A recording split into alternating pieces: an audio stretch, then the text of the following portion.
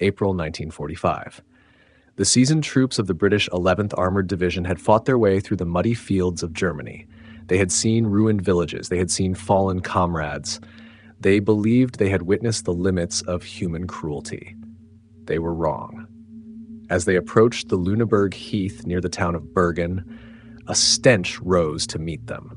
It wasn't the familiar smell of gunpowder or wet earth. It was the smell of rot on an industrial scale. An officer later wrote, it was the smell of death itself.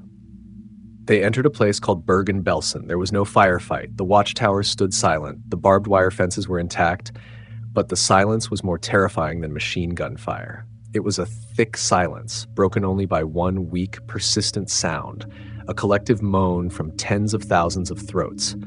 What they found was not a prisoner of war camp. It was a hell hole. 13,000 unburied corpses lay scattered everywhere, rotting in the weak spring sun. They were piled high outside the barracks. They lay in the ditches. They were trampled into the mud. Some had been there for weeks, and then among the bodies were another 60,000 people. They were walking skeletons, dressed in filthy rags. Their eyes were deep, vacant, staring at the liberating soldiers without any expression of hope or joy. They had transcended despair itself. War correspondents who followed, including the BBC's Richard Dimbleby, tried to describe the scene to an unprepared world. Dimbleby's voice, usually calm and professional, cracked as he recorded his report. I'm walking on a path, and on either side are the heaps of bodies piled up. There are living people lying among them. The tough British soldiers who had fought since Normandy had to turn away and vomit. Some wept. Others stood numbly, their rifles useless in their hands. And amidst this earthly slaughterhouse, one man stepped out to greet them. He was not panicked. He did not flee, nor did he look ashamed. He stood stiffly in a carelessly debadged SS uniform. He was well-fed, rosy-cheeked, a sickening contrast to the skeletons around him. He looked annoyed. He was SS Hauptsturmführer Josef Kramer, the Commandant of Bergen-Belsen. When the British soldiers, with unconcealed disgust, took him into custody, Kramer complained. What did he complain about while standing amongst 13,000 dead bodies? He complained that the British soldiers were being too soft. He pointed to the surviving prisoners who were desperately crawling toward the camp's kitchens and told a British officer, "They are stealing potatoes from my store." He was worried about potatoes. This was not the reaction of a monster realizing his crimes. This was not the remorse of a fanatic realizing he had lost. This was the petty irritation of a bad warehouse manager complaining about his inventory. To understand Josef Kramer, we must discard the image of a grand villain, a diseased intellect like Hannibal Lecter. The psychological core of Kramer was mediocrity. He was a bungler, a low-level bureaucrat, whom the Nazi system had empowered with absolute authority to enforce his own incompetence and cruelty. He was not a complex psychopath. He was a normal man. And that is what is most terrifying. He was the beast of Belsen, not because he was a mythological beast, but because he was living proof of how easily human normalcy could become monstrous. The mediocrity of evil. To dissect this psychology, we don't need to look for a dramatic childhood trauma or a deep philosophical ideology. Kramer's record reads like an obituary for the unremarkable. Born in 1906, he grew up in a typical middle-class family. He was a poor student. He tried an apprenticeship as an electrician but failed. By the late 1920s, like millions of other Germans, he was unemployed and drifting. He didn't join the Nazi Party in 1931 out of a fierce belief in anti-Semitism or Lebensraum. He joined because it was a job. It gave him a uniform, a hot meal, and crucially a sense of belonging. He joined the SS in 1932, not because he craved power, but because it was the logical next step up the employment ladder.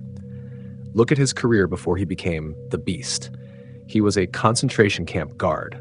He worked at Dachau, then Sachsenhausen. What did his colleagues and superiors describe him as? Not brilliant, not clever, not exceptionally brutal. The most common word was reliable. He followed orders. He filled out the paperwork correctly. He was the perfect cog, unquestioning, unthinking, merely executing. His first big promotion came when he was sent to Auschwitz. What was his task? He became an adjutant to Rudolf Höss, the commandant of Auschwitz, and later he was given command of the camp's main killing area, Auschwitz to Birkenau, with its gas chambers and crematoria.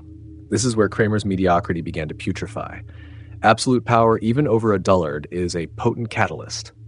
At Auschwitz, Kramer was not known for rabid speeches. He was known for his brutal discipline and the miserly stinginess of an accountant. He meticulously managed the stolen possessions of the hundreds of thousands of victims gassed. He worried about sorting the shoes, the clothes, and the gold teeth. His brutality was not ideological, it was bureaucratic. A survivor, Olga Lengyel, described him as a crude and stupid man. His brutality was expressed when dealing with what he saw as disorganization.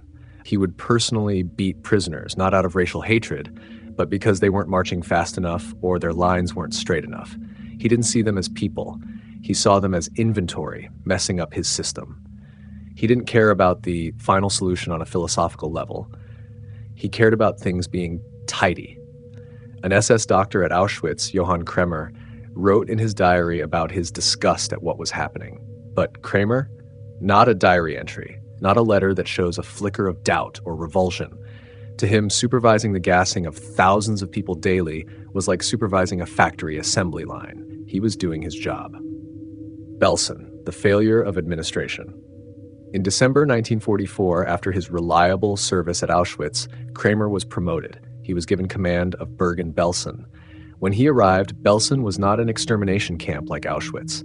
It was an exchange camp holding valuable prisoners for potential swaps with German POWs. But as the Eastern Front collapsed, everything changed. Tens of thousands of exhausted, sick prisoners from camps in the East, including Auschwitz, began pouring into Belsen on death marches. They arrived half dead, carrying typhus, starvation, and despair. A cruel ideologue might have planned their destruction. A fanatic might have ordered their immediate execution. But Josef Kramer did nothing. And this is the core of Kramer's evil. The hell at Belsen was not the result of a systematic murder plan. It was the result of absolute indifference and total incompetence from one man. Kramer, the middle manager, was utterly overwhelmed. His system had collapsed. Food supplies were cut off. Drinking water was contaminated. Typhus and dysentery spread like wildfire. Faced with a human catastrophe of his own system's making, how did Kramer react? He locked himself in his office. He continued to fill out his paperwork. He made sure the guards still received their full rations. He ignored the fact that thousands were starving to death outside his window every day. His cruelty now took a new form. It was no longer the active cruelty of beating. It was the passive cruelty of absolute neglect. He walked around the camp, stepping over decomposing corpses as if they were mere refuse. Surviving witnesses described him as expressionless. He was not angry, not sad, not joyous. He was simply present. Occasionally, for amusement or to maintain discipline, he would set his hunting dog on a prisoner or pull out his pistol and shoot someone trying to snatch a potato peel. He did this with the same blankness with which one might swat a fly. The act held no meaning for him. It was simply an interruption in his daily boredom. He became the Beast of Belsen, not because he masterminded a killing scheme. He became the Beast because when faced with death and suffering on an unimaginable scale, he chose to complain about paperwork and worry about his potatoes. He was the embodiment of total moral failure, the emptiness of a soul that power had exposed as a hollow shell. So, when the British arrived, he did not understand why they were so horrified. He genuinely believed he had done his best in a difficult situation. His confusion was real. He was bewildered as to why he was being arrested. After all, wasn't he just doing his job? The trial of the bureaucrat. The final stage for Josef Kramer did not take place in a burning fortress or a chaotic battlefield. It took place in a gymnasium in Lüneburg, Germany, converted into a courtroom. This was the Belsen trial, which began in September 1945, just months after the camp's liberation. This was not the glamorous Nuremberg trial of high-ranking officials. This was the trial of the executants, and sitting at the center, defendant number one, was Josef Kramer. The world saw the Beast of Belsen in the light of justice for the first time.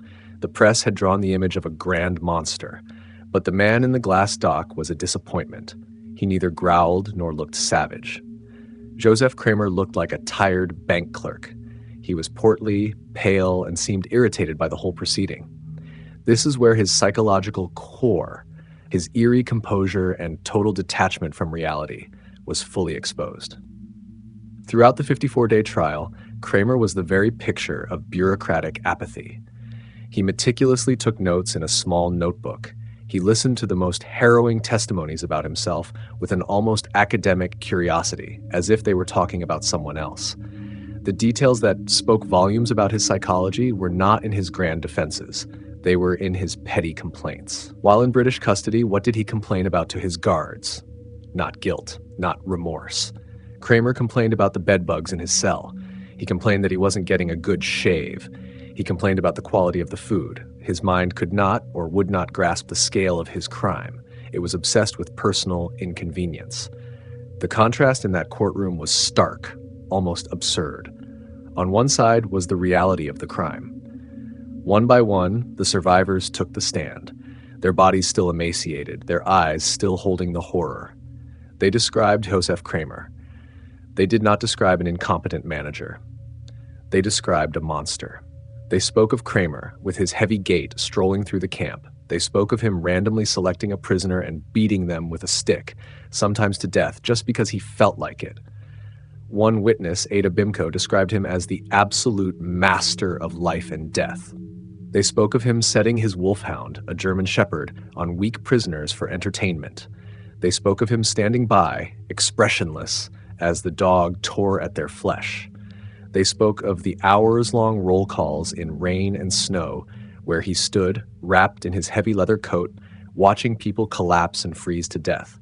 They described him personally shooting prisoners trying to reach the fence. It was these testimonies that gave him the name history would remember, the Beast of Belsen.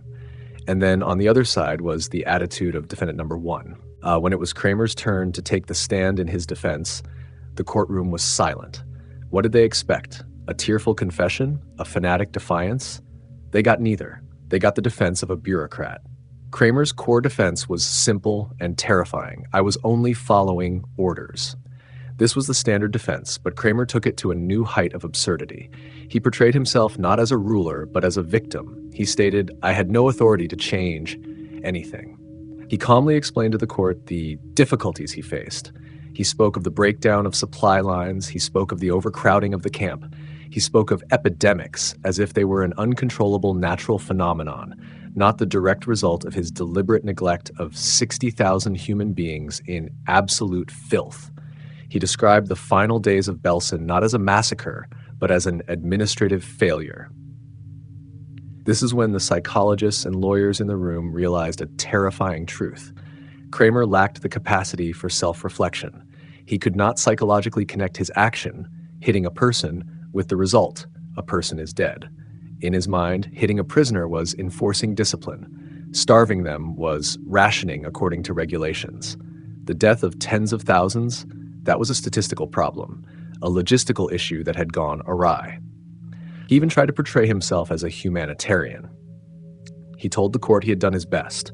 He recounted the day he complained to the British about prisoners stealing potatoes. He didn't understand why this made him look bad. To him, it was proof he was trying to maintain order. A British military psychiatrist who examined him came to a chilling conclusion. Kramer was not insane. He was not a psychopath in the classic clinical sense. He was simply a man who was morally obtuse. He was a hollow shell, a man from whom empathy and conscience had been completely removed, not by ideology, but by years of bureaucratic work in the killing machine. The rhetorical question hung in the courtroom. Did he feel remorse? No. He was merely confused.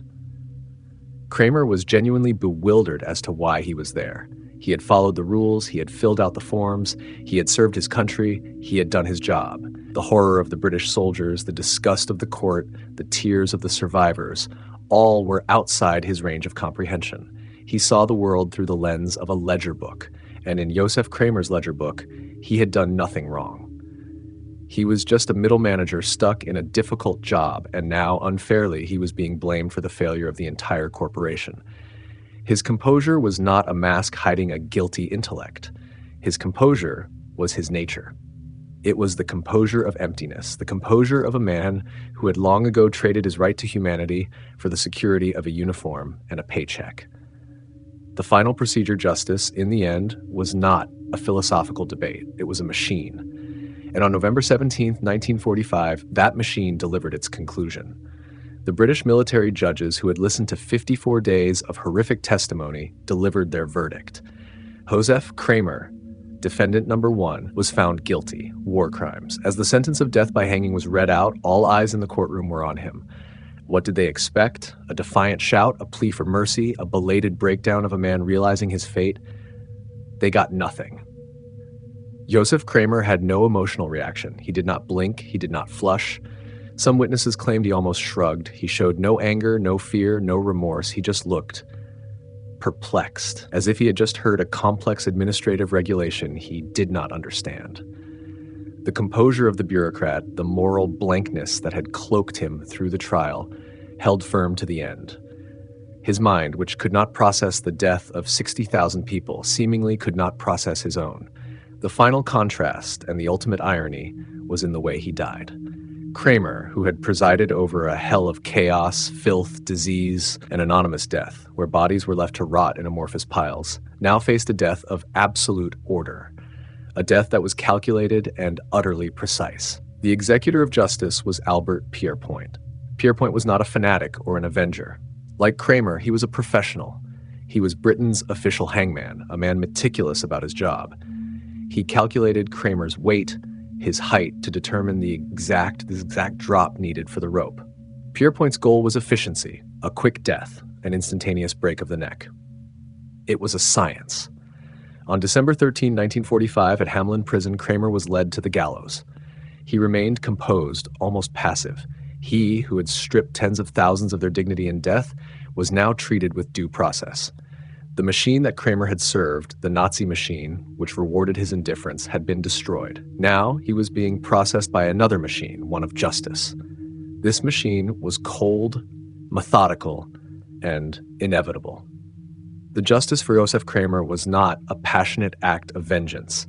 It was the closing of a ledger. It was a final administrative procedure.